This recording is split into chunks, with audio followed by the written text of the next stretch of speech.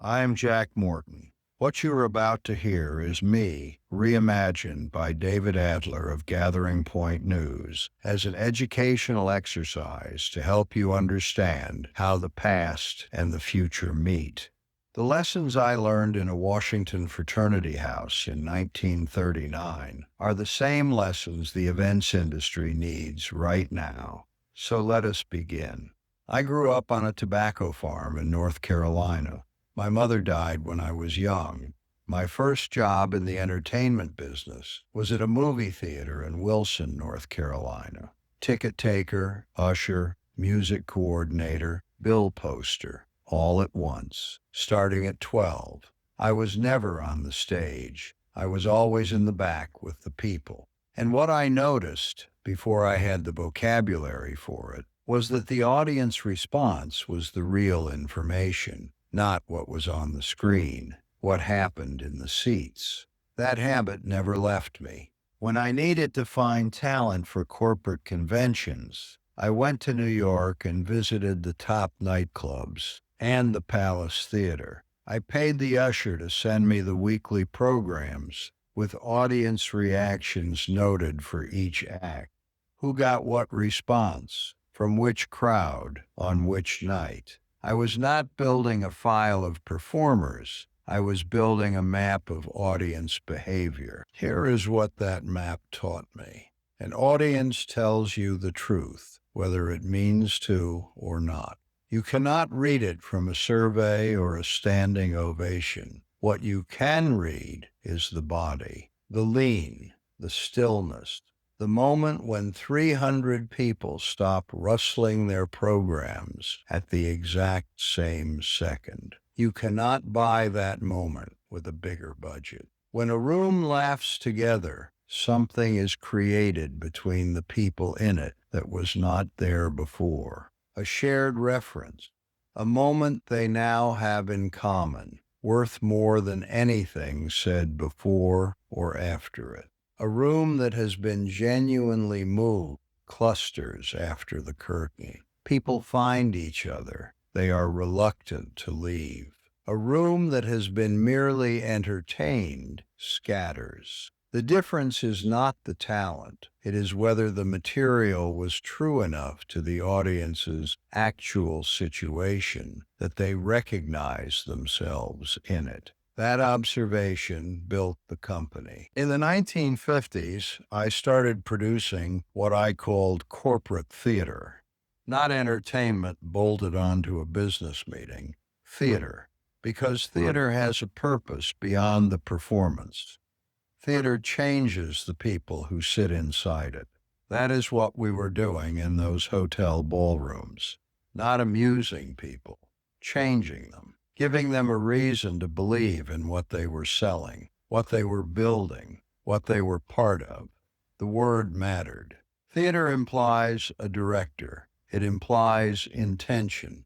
It implies that someone made decisions about what the audience would feel, and when they would feel it, and why. That someone was me. That someone is you.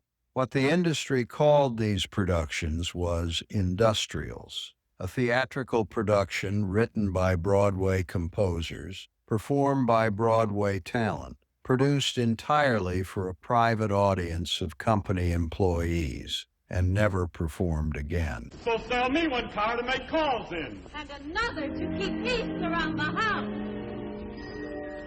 We have just moved to the suburbs, and this country air is fine. But I'm tired of trains and buses. Now a Chevrolet would make life divine. The 1957 Chevrolet Industrial cost more than $3 million. My Fair Lady opened on Broadway that same year for $500,000. Chevrolet spent 6 times the budget of the most celebrated musical of the decade on a show performed once for its own salespeople, seen by no one else. Why would a company do that? Because you cannot bring people together and just talk to them. You have to do something special to excite their senses. You have to create a total experience. An environment. John Kander and Fred Ebb, who wrote Cabaret in Chicago, sharpened their craft on a General Electric Industrial. Bob Fosse choreographed them. Cheetah Rivera performed in them.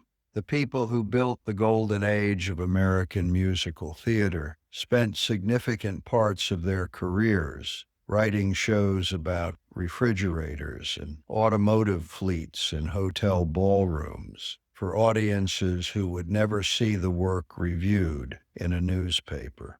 They did it because the challenge was real. The material had to be specific enough to this company, this audience, this night, that it could not have been performed anywhere else. Generic material failed. The body in the seat always knows the difference between a show written for them and a show adapted for them. The industrial did not die all at once. It was dismantled, one budget meeting at a time. In 1987, a piece of software called PowerPoint arrived, and within a decade it had changed every corporate meeting in America. The argument was simple, and the finance department made it convincingly. Why spend $3 million on a theatrical production when you could spend $3,000 on a deck and a projector? The information gets through either way. Why pay for the experience? That question contains the error that poisoned corporate communication for 30 years. The information got through. The feeling did not. The PowerPoint meeting delivered its content and produced nothing in the room. No lean, no stillness. 300 people sat in the dark watching slides and went home knowing more than when they arrived and feeling exactly the same. The company had communicated. Nothing had changed. By the time streaming arrived and made the information problem irrelevant entirely, the corporate meeting had become the most unloved ritual in professional life. It had traded the experience for the efficiency and gotten neither. Then the hunger came back.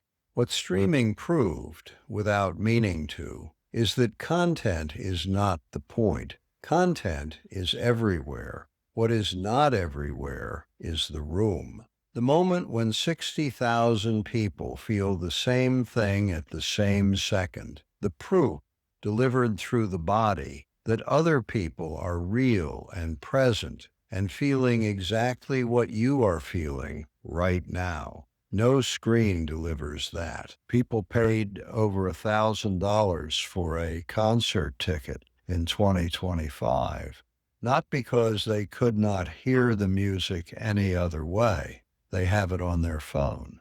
They paid because they could not be in the room any other way.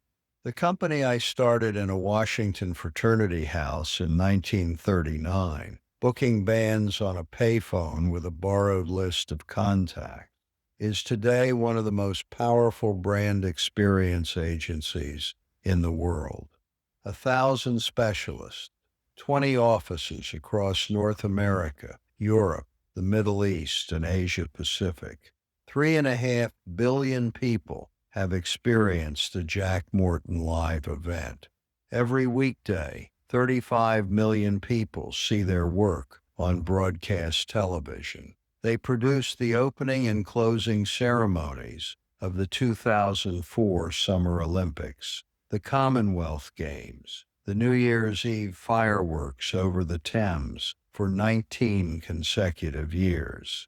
Google, Netflix, Cadillac, the U.S. Chamber of Commerce, and in January 2026, the company merged with Impact XM and moved to private ownership. With a stated mission, I want you to hear carefully, to build an agency ready for a marketing landscape reshaped by AI, one that keeps real human experience at the center. Real human experience at the center. That is what I said in a hotel ballroom in 1955, when Bob Hope was working the front of the room, and I was standing at the back watching whether the audience was leaning forward. Bill, my son, built that institution. I gave him something worth building. I wish I were here to see what comes next. Not because I need the vindication, because the work that needs doing now is extraordinary. The hunger is real. The tools are better than anything I had. The organizers who understand what they are actually building, who know they are not competing with content, but offering the one thing content structurally cannot, are standing at the beginning of something I would have given anything to be part of. Watch the audience, not the act. They came back after everything. They came back to the room. That is the whole argument. It always was.